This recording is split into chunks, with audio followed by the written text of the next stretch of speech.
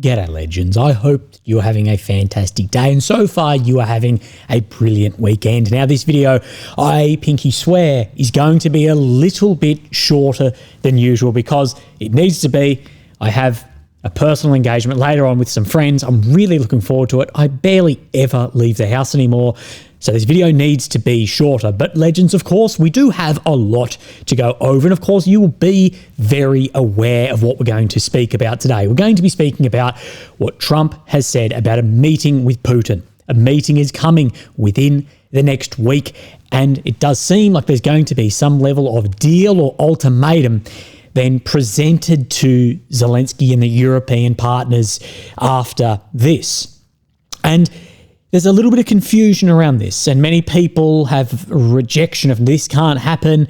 But my question is, well, what is the other alternative? What other options on the table? We're going to go over that. We're going to have a conclusion to this and the catastrophe that is unfolding, regardless of the road taken at this crossroads. So we'll go over all of that. There's a lot in that, as well as sharing other opinions from other analysts as well. Of course, we'll be looking at the maps, geolocations, the usual comparisons of maps, but I want to start on my miscellaneous folder, the planes, drones, and talking about China. Now, we have seen this, and we've seen more drones looking very similar to this as well. Russia has one on like a pistol grip fiery thing to actually shoot at other drones, at adversary drones. And NOAA reports this. Ukraine has unveiled the Bayonet drone interceptor to target Russian Shahed and Garand drones. It can fly 5 kilometers high, 40 kilometers in range, and match the Shahed's 220 kilometer speed. The Garand 2, it'll match that speed. The Garand 3, no, but it may be able to intercept on it. Features include automatic takeoff return, visual target lock. Visual target lock is not as susceptible to jamming as other factors or other types of targeting. A JAV works like this, like a javelin has a visual targeting on it, so it basically takes images of it. Optimal interception course. So again, this is in then reply to the Garand 3s entering the battlefield and Garand 2s more numerous, but they fly much higher, much faster, and the difficulty is that's outside of the range of your typical machine gun air defenses.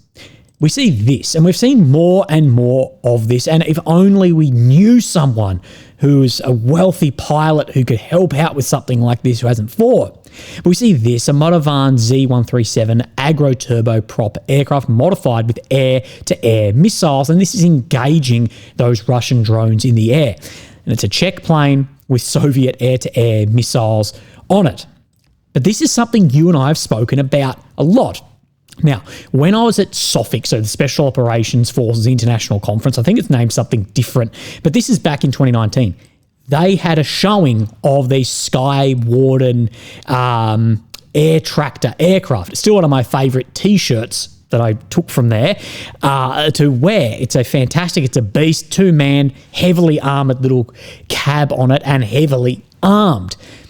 And I did say years ago that the platform like this is many orders of magnitude cheaper than Ukraine's desired aircraft of F-16s or F-18s at the time, but this would be a great option given the air dominance, the superiority that's going to be available even at limited numbers and the targets that they're going up against. And these require relatively no maintenance relative to a fighter aircraft and relatively tiny training compared as well. When realistically, the F-16 is filling a role of hitting air targets that another cheaper aircraft like this could have, with huge risks to the platform and the pilots, huge cost, and of course we have seen both pilot and aircraft be lost in that mission. So I wonder if we'll see something more like that. Now we're going to go over this Trump-Putin deal, what has been said, have our conclusion, and what others are saying. TrumpTruth.com. The highly anticipated meeting between myself as President of the United States of America and President Vladimir Putin of Russia will take place next Friday, August the 15th, 25, in the great state of Alaska, which is a bit of a flex because Alaska used to be part of Russia, but further details to follow. Thank you for your attention on this matter.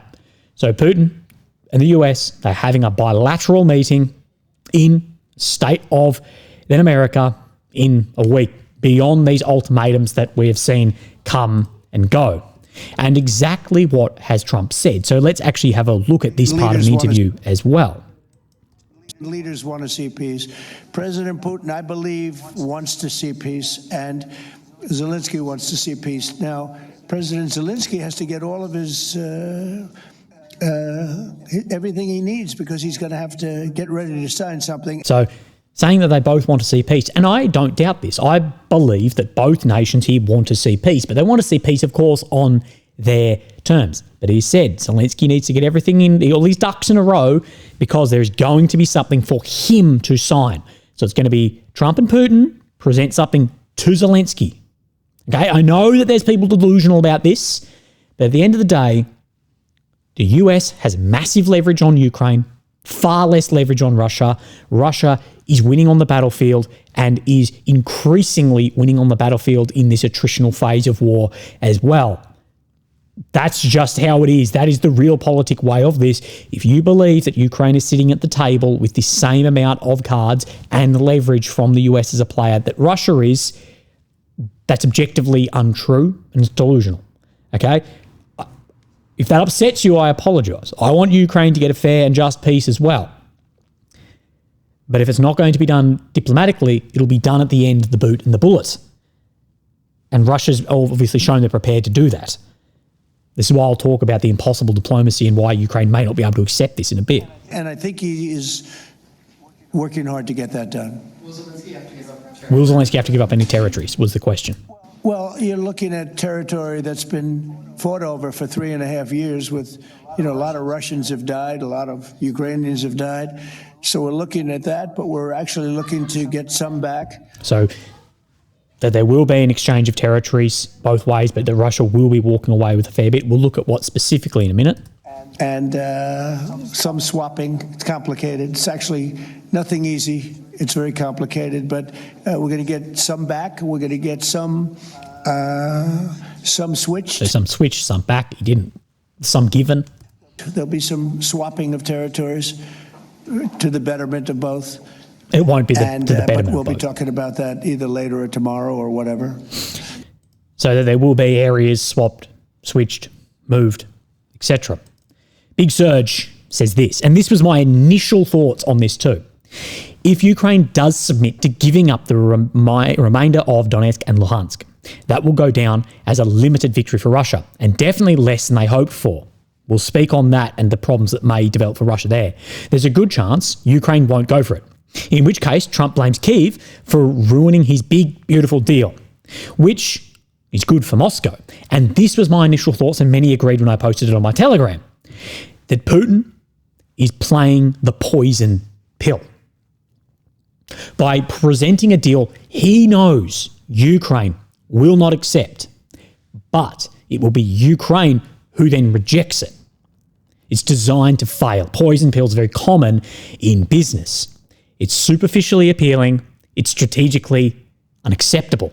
And I completely agree that this is maybe what is occurring. Say what you will about Lavrov, Medinsky, or Putin. Say what you will, and I may agree with a lot of it.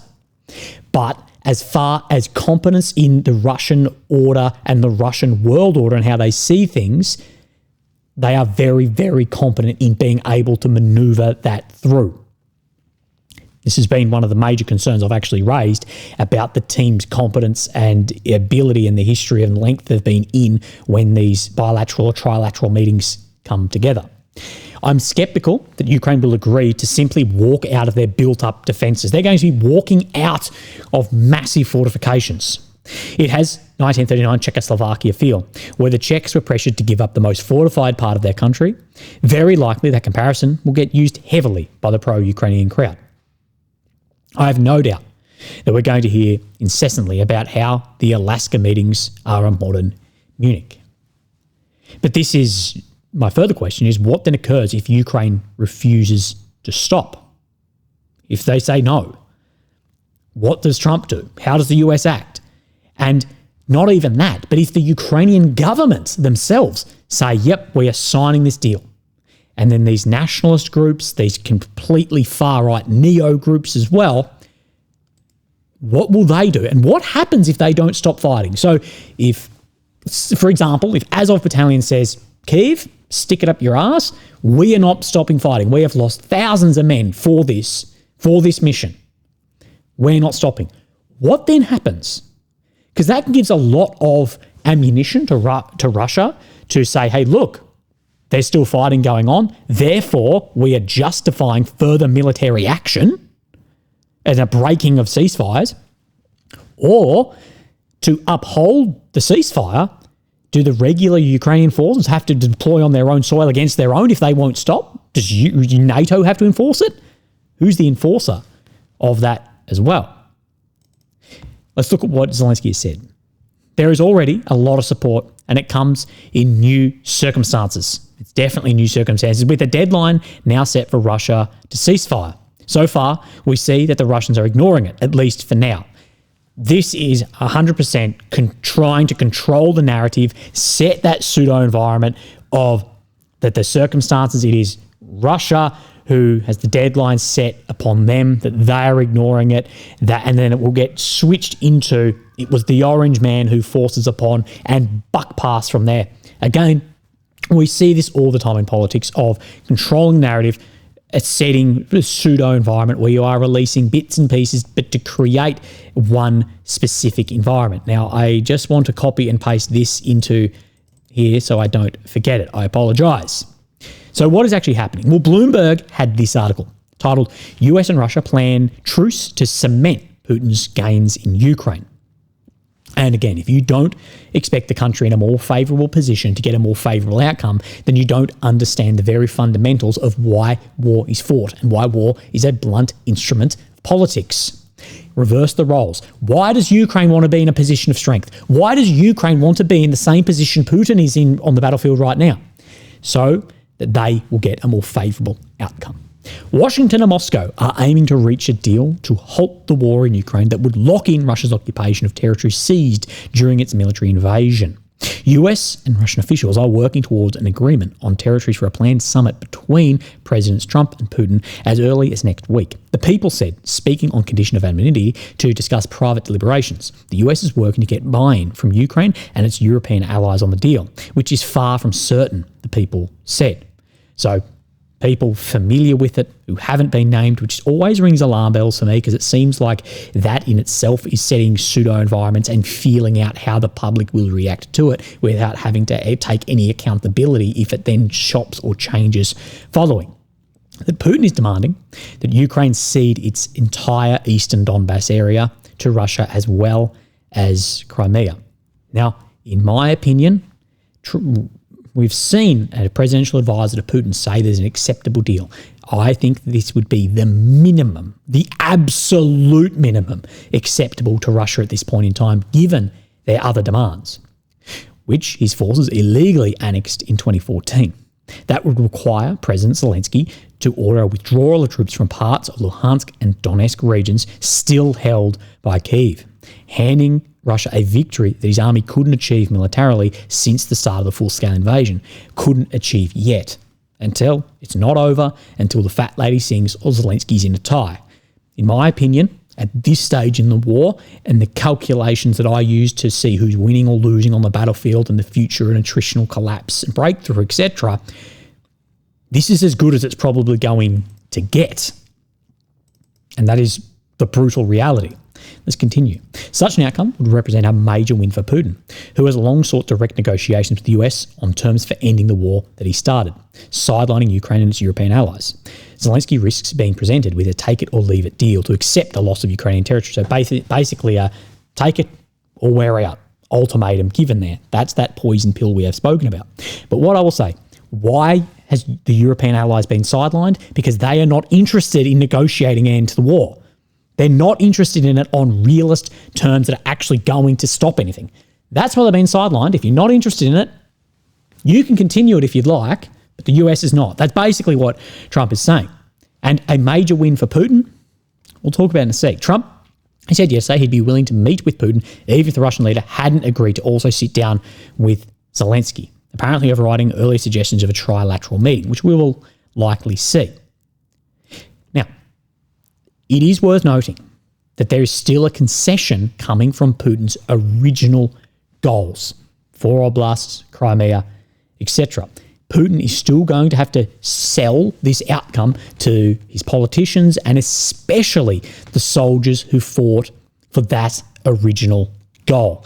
It doesn't matter how much of an authoritarian you believe Putin is, you still need to sell it to a society also. And although I do believe Putin will have a significantly easier time doing this than Zelensky, we don't know until the initial relief of war passes. So when the war ends, there will be initial war relief. There will be a couple of months, holy shit, thank God the bombing has stopped. Thank God I can sleep. Thank God I'm off the front line. Thank God the killing has ended. But after that passes, and the graduation goggles come off a little bit, what then happens then? What then happens to those who were told that they were going to occupy all this territory or that they're going to take back all this territory? That's where it's going to get very interesting. And I believe Putin will have a significantly easier time than Zelensky or Kyiv will. What does the US, Europe, Ukraine, what do they do if units or militias refuse to stop fighting? Or worse, that these areas see that they have been sailed down a road and given up on opportunity to conduct what they were promised, and they do a 180-degree turn and say, well, there's another enemy that way behind us, and have a Wagner coup 2.0. Again, we've talked about this for years, as it's not impossible. As I've long said, it would play into the SVR FSB handbook to help radicalise these elements, to destabilise areas, and then justify further action. So this area won't stop. Therefore, we're justifying further stabilisation and pushing across into areas that aren't fortified to take more and have more of a political sway using warfare as the instrument. Again, it's a very, very dangerous time. But the big unanswered question from what we have today is NATO entry. From the start, this was Russia's real objective. I know it liked to get painted as territorial, but no, territory was a byproduct and a necessary taking to influence those decisions. But the number one goal was NATO, whether done diplomatically or at the end of a gun. And Ukraine has been told for years, and Ukrainians and the soldiers at the front, no matter the pain today, it is on an irreversible path to membership and the prosperity, the protection that comes with this. Ukraine has staked its survival, its prosperity on that promise. NATO, they have staked their word, their credibility, its global influence, and their future also on what was promised. Now, Bloomberg doesn't mention this, but I can't see Putin agreeing to any form of NATO entry, even if it means giving up territory. And Trump, he has already said that Ukraine will not be joining NATO in previous interviews and statements. Of course, the Americans are the significant firepower and golden goose of money within NATO. Now, without guarantees on security guarantees that are solid, what future does Ukraine face? We know there's demographic issues. Those demographic issues are significantly worse than demographers and media talk about. Why? Well, those numbers of which they bring forward assumes everyone who's in occupied territory is going to be back into the Ukrainian population. Everyone who is left is coming back. And it's also assuming the casualty rates of very, very few people. But then furthermore, it doesn't take into account people not coming back and 18 to 60-year-olds who may then choose to leave following this war as well, in case it begins again and that they can't leave for a number of years. Also, the unrest that may occur in Ukraine, as we have spoken about, with then nationalist groups or more extremist groups as well. And this can lead to further territorial loss as well, including their own territorial loss and the money in the earth that is right there, from agriculture to digging in the ground. by telling Ukraine it will join. It is irreversible. NATO has locked itself in. Every public promise makes it harder to walk away without looking weak. If they back out now, or they drag this war on forever, it tells every partner state that Western security guarantees are negotiable.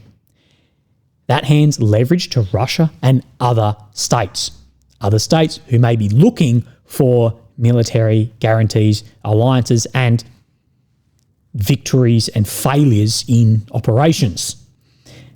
This shakes massive confidence in the Baltics. It causes cracks in NATO itself, what further shakes the confidence in the Baltics. And at this point, NATO's prestige is tied to Ukraine's fate, as well as we discussed yesterday, many futures, prestiges, credibility of politicians have staked their entire career on this as well. And what happens then when you promised us this? We've died by the thousands for this. And instantly, a word means nothing. Now, Tatragami UA says this: the danger of proposals like ceding all of Donetsk and Luhansk without concessions from Russia is that Trump might see them as reasonable, although they are non-starters for Zelensky. As a result, Trump might start to blame Zelensky for obstructing peace, while Putin buys time, poison pill that a lot of people are speaking about. So this is my conclusion to this whole bit. I think everyone across the spectrum of support, so from the most NATO to the most Russian supporter, is that Ukraine cannot sign this deal in its current state, that it would be a catastrophic deal. And I agree. But I don't see what alternative is available with a more rosy future. This is often what I call the impossible diplomacy of this war, that the gulf separating the two states for what is acceptable is just far too wide and impassable. The problem is, Russia has shown the willingness and likely the ability to achieve its goals militarily. They haven't shown this through offensive breakthroughs, but they have shown this through the stamina of forces and economy, and the stamina to put up with attrition until there will be a collapse on the other side. So they haven't shown the ability, competence, or size to create these breakthroughs, even if that may not have been the primary goal. But they have shown the ability of that stamina to cause collapse and not be able to stop it and be in a worse and worse and worse position down the line. On the other side, the West has shown neither the willingness or the capability to impact the Russian economy enough to force them to come to the table on favourable terms for Ukraine and NATO. It's the impossible diplomacy. This is why some behind the scenes, and people that I spoke to overnight as well, they still believe, and these are people in the analytical space, these aren't just randoms, they still believe that the Dnieper River, that will be the end. Because as they say, that is the only thing that is a physical boundary, geographical boundary. So they're still saying, even if there's a ceasefire for 5 years, 10 years, 20 years, eventually something will move there.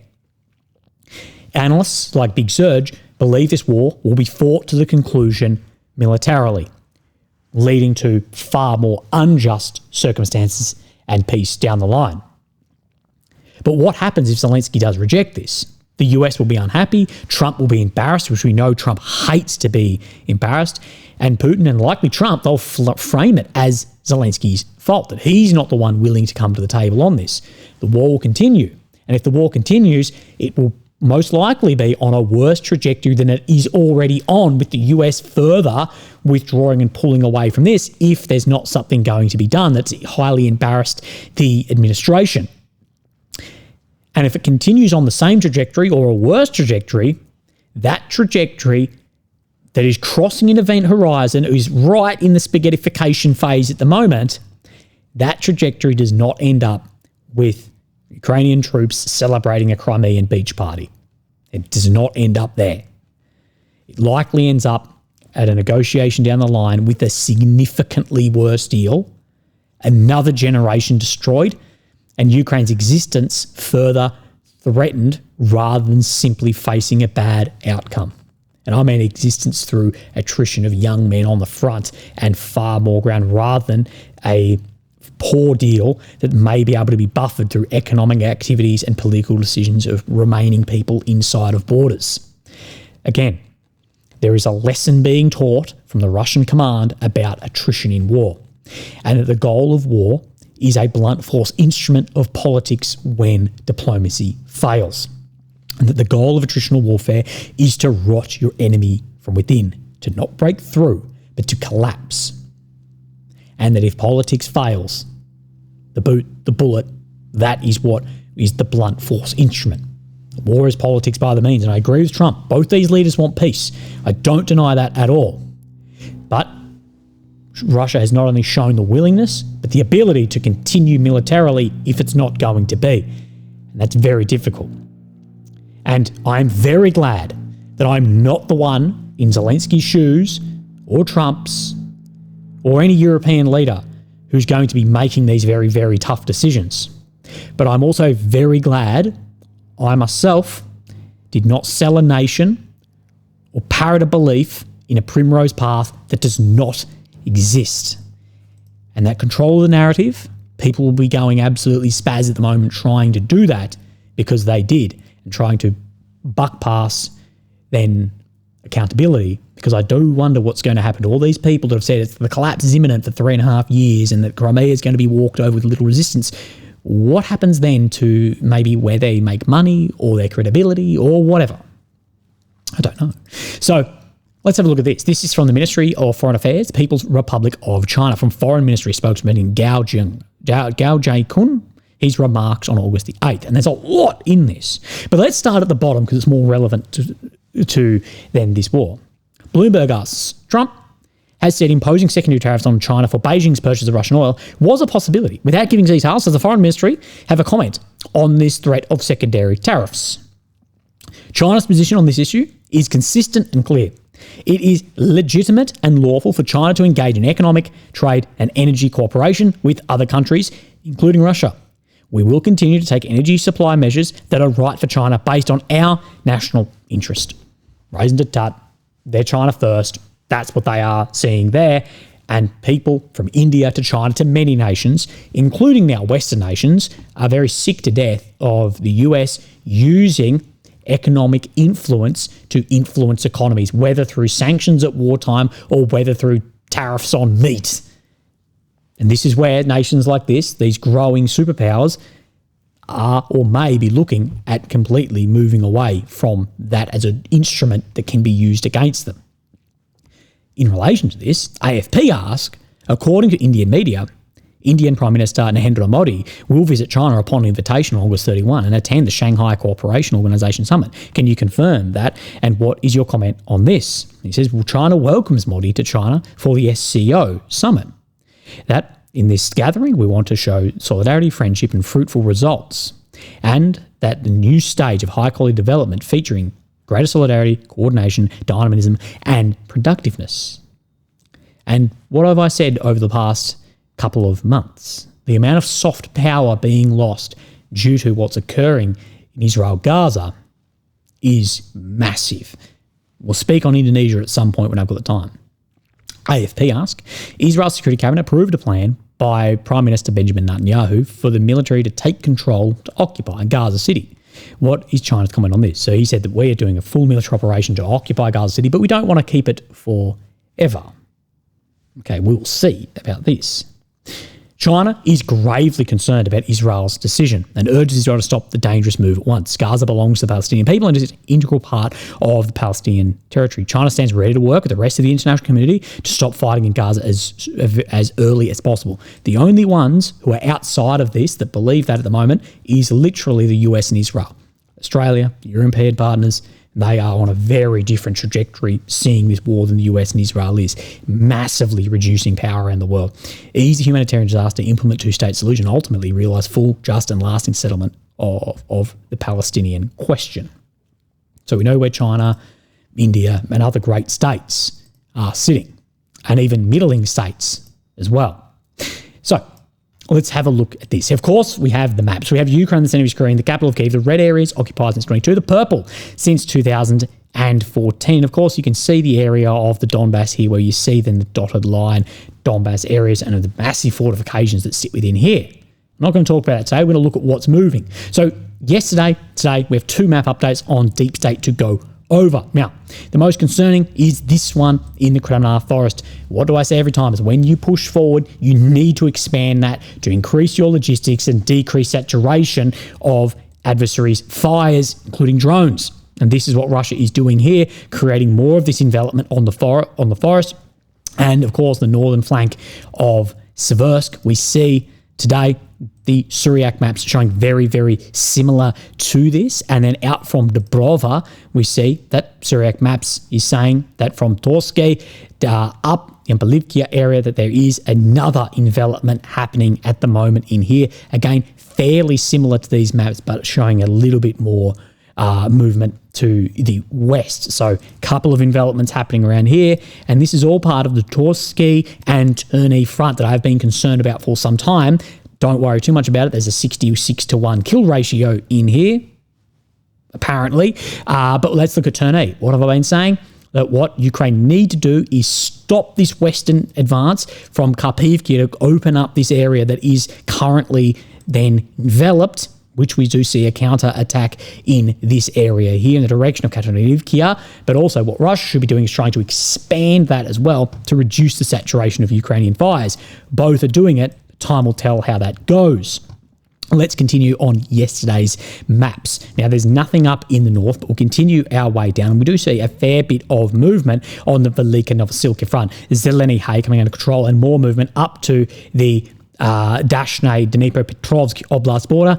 And this is actually the first time it has shown occupied territory in Dnipropetrovsk Oblast. Now, we know that the Russians are in there. Okay, we just use this as a baseline because this is the acceptance of what then the Ukrainian Ministry of Defense is allowing and saying. Again, holding any of this ground is very important because an inch of land in some areas is going to be swapped for significantly more due to optics and borders, etc., than in areas that they see to as their own. This is why in Kursk, yes, Ukraine held 1,000 square kilometers, but we said it may have had, if Ukraine still held that, and we've seen the backfire of that, but may have been swapped for significantly more territory, not 115,000 square kilometers, Zelensky, but it might have been swapped for significantly more somewhere else. We saw how that ended. Now, let's move up to then today's maps, and we do see there's significant changes on the maps again today. So we come in, Seversk front moving even more. That should be a very large worry. Come down, Konstantinivka, Toretsk, more ground being made in here. Again, still should be grey zone out in here. There was armoured assaults into there, okay? Grey zone. Again, massive envelopment in here. This is enveloped. I don't know what's going to be happening in here. Maybe we will see this step forwards due to withdrawal out of here. I'd say wait out on that. And then we will, sorry, my map's a little bit frozen. Here we go. And then we'll come Pokrovsk. This is a concern. Again, what is Russia heading for in this exact direction? There's a hole in the fortifications in this exact direction. That's where they're moving. And also the envelopment around from Bryansk around Pokrovsk, as we have been suggesting. Now, let's just have a look at Rusin Yar area. And we do have then this map here that Russian army made new advances north of Poltavka, entered Rusin Yar locally. So Poltavka, Rusin Yar, making some ground on there, that inching forward that then we see. So Pokrovsk itself, let's have a look and we'll see what Syriac is saying.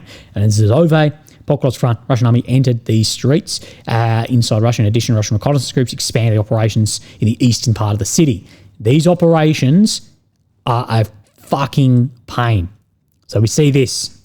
The 425th Separate Infantry Assault Battalion from Deep State captures a Russian soldier in the centre of Pokrovsk. So right up in the centre here. This is the problem. Fuck knows how many are there. It may be 5, it may be 1, maybe none. It may be 50. This is the problem. How do your drones target people on the streets? Because, well, I don't know who it is. There's going to be opening any door or going anywhere for a piss.